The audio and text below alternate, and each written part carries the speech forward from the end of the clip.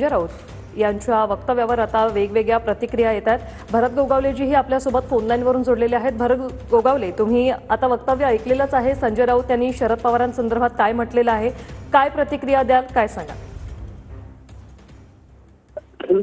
त्या संजय राऊत यांना काही जनाची नाही, मनाची काय राहिलेलीच नाही।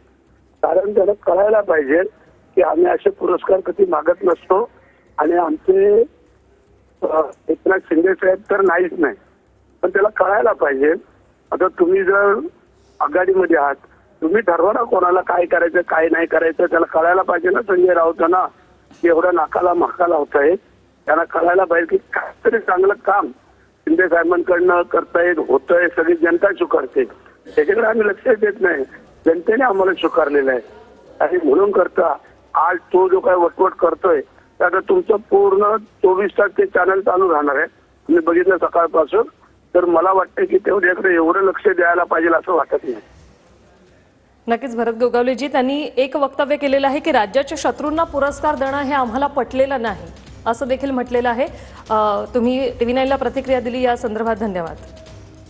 तर भरत